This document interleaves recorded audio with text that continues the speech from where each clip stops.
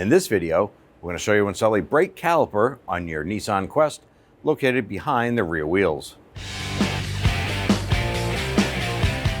Using a 21mm socket, go ahead and loosen and remove all of your lug nuts. Go ahead and grab that wheel, remove it, and set it aside.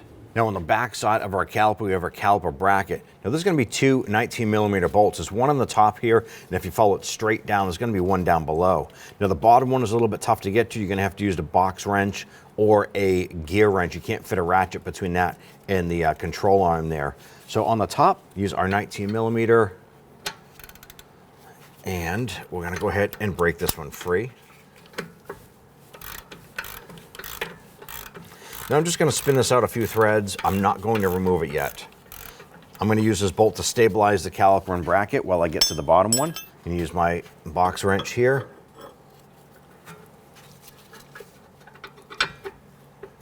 Now you can only get about a quarter a turn or so out of this bolt each time if you're using a box wrench. If you use a gear wrench, it'll be a lot quicker.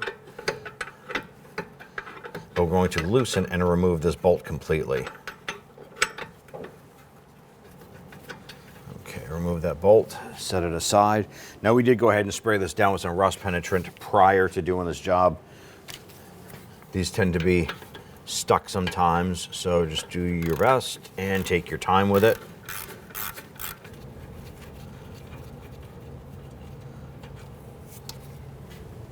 You can use a screwdriver or a small pry bar to go ahead and slide this off.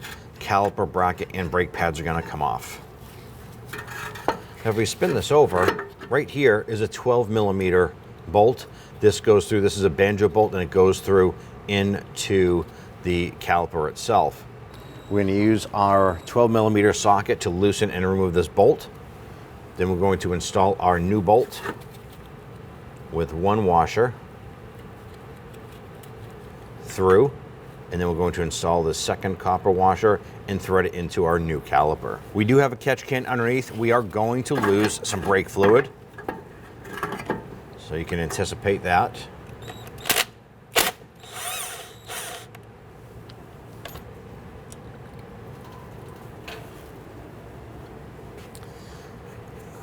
Go ahead and pop that out.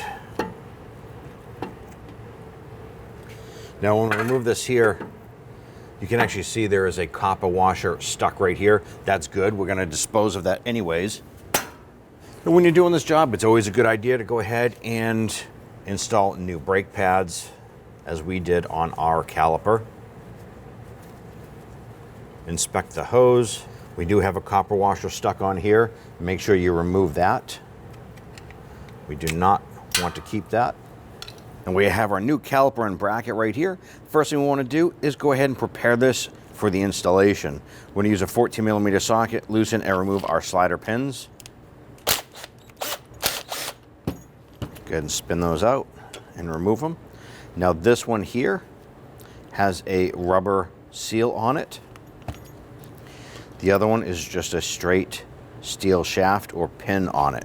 What I'm going to do is I'm going to go ahead and take a yellow crayon, and I'm going to mark this to identify that we have the seal on this port itself. Good, take this here and set it aside. So what we want to do is, if we notice, our slider pins are almost bare and dry. So you can take a little bit of the grease here from the factory and move that around. If you have to, you can add a little extra, but you don't want to add a ton of it because it will actually hydrolock the pin itself. So if you push that in and it pushes that pin out, there might be too much grease on that. Okay, so just go ahead and give that a test, and that should be okay. I'm going to do the same for this one here. I want to make sure that that pin is fully coated. And that's perfect. Flip this up. I'm going to put a thin coat of grease where the sliders are going to be placed. Thin coat, just smear that around with your glove a little bit.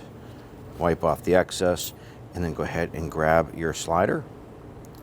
Line that up. Push that down and lock it in. Flip it over. We're going to do the same on this side here.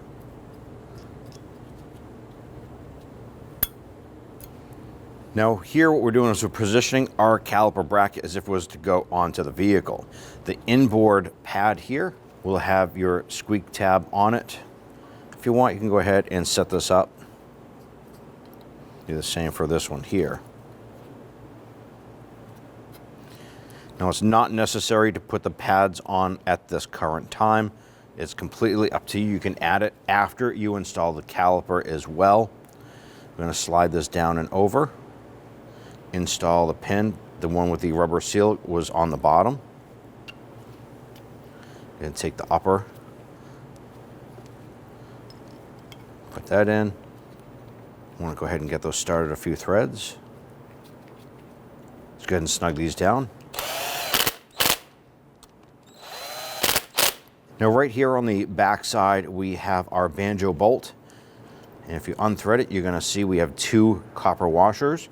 One is going to remain on the bolt head side. The other will go on the other side of the hose when we install that.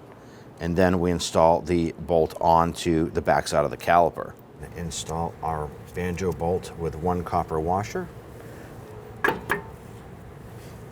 Install that copper washer. Line this up. And you want to try and get that bolt started a few threads. I'm using the rag to grab that bolt because the brake fluid makes it very, very slick. Line up that pin. And then we'll tighten that down. The new bolt is an 11 millimeter, so you're going to want to swap that out on your socket. You can bring your caliper and bracket over. You want to inspect, make sure that your pads are recessed back. Then we can slide this over our rotor. We're going to get our upper bolt started first. Once we get that upper bolt started, I'm going to go ahead and take my ratchet and just run it in a few threads. Not going to tighten it down. I want to make sure that that caliper does have that pivot on there. Take our lower bolt and we can go ahead and get that lined up and installed. Just wiggle that caliper around and get that lined up. I'm going to use my wrench. I'm going to run that bolt in.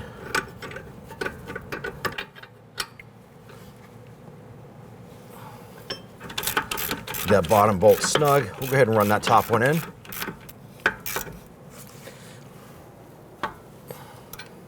We're now going to torque down our caliper bracket to knuckle bolts to 62 foot-pounds. On the bottom, due to the clearance, we're going to use a crow's foot.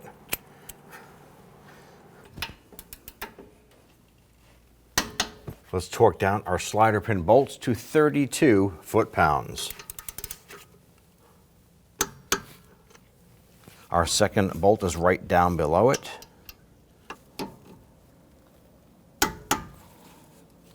And we have both upper and lower slide pin bolts torqued. On our caliper itself, we have a bleeder screw right here. And then on our unit, we have a rubber cap here. Now, if yours doesn't have the rubber cap, that's okay. But if you do, you want to go ahead and remove that. Using an 8 millimeter wrench, we want to go ahead and open this up. Now we have a catch can underneath to catch any residual brake fluid that's going to be coming out. That's what we want to do. We're going to purge any air out of the system and let that fluid push that air out. Let's go ahead and open this. By doing this, it's allowing fluid to come through the line and up into the caliper itself and then purge any air out. So we're going to watch here for air bubbles. Our goal is to eventually just see a solid stream of fluid coming out. Once that air is out and we have a solid stream of fluid, we'll go ahead and tighten those down. So here we have some fluid coming out. Let that drip for a little bit and watch for any air bubbles. At this point here, we have a solid stream of fluid coming out. We can go ahead and tighten down the bleeder screw. Snug it down. Use some spray solvent. Clean up any residual fluid. The next step, hop into the vehicle. Pump up the brakes. You want to make sure that you have a solid brake pedal feel. Now, for any reason, if you don't have a solid brake pedal feel, you can try this bleeding process one more time. If that does not solve the problem, you want to go ahead and start on your complete vehicle brake bleeding process. Install your rubber cap if you have it. Go ahead and install your wheel. I'm going to go ahead and start all of our lug nuts by hand. This will help prevent cross-threading. Once we have all of our lug nuts started, let's go ahead and snug them down. Torque down your lug nuts to 80 foot-pounds. Do this in a crisscross pattern.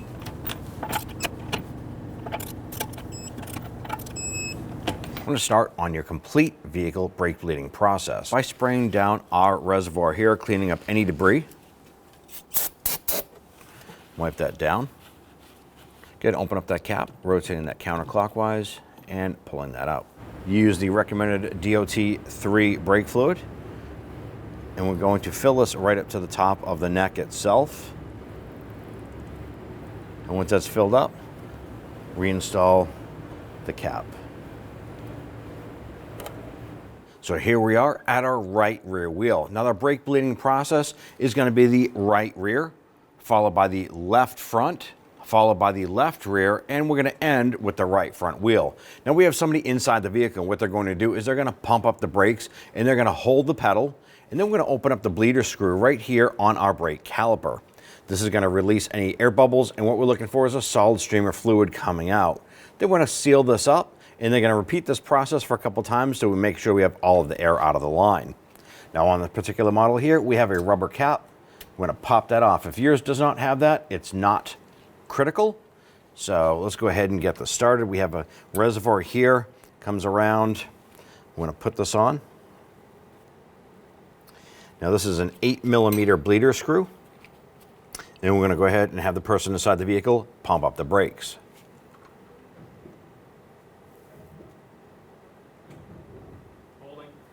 All right, while they're holding that, we're going to watch our line here and watch for that fluid. And we can see we have plenty of air bubbles coming out of that. So we're going to seal that up. Okay, pump it up.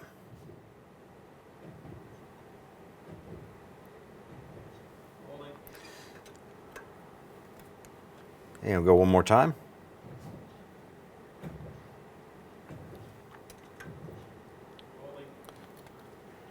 You can see we have a solid stream of fluid. We're going to do one more time, and then we're going to move up to that left front wheel.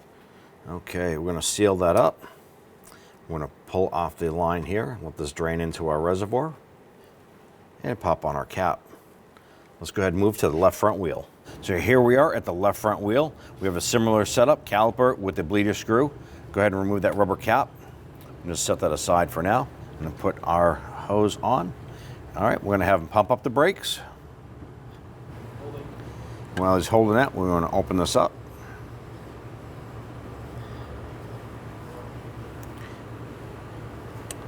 Snug that down. Okay, repeat. And one more time.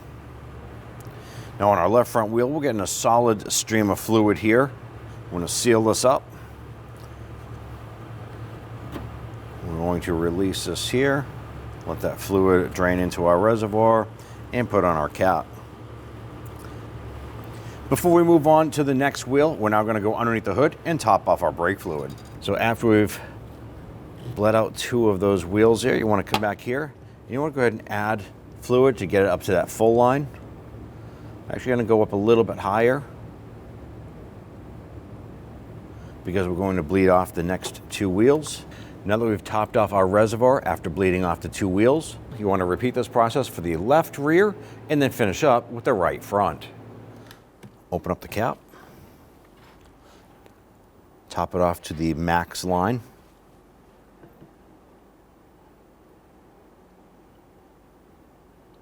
Now that we've topped off to the max line, put on the cap, seal it. Now that we've cleaned everything up, hop into the vehicle, pump up the brakes, make sure that the pedal is nice and firm.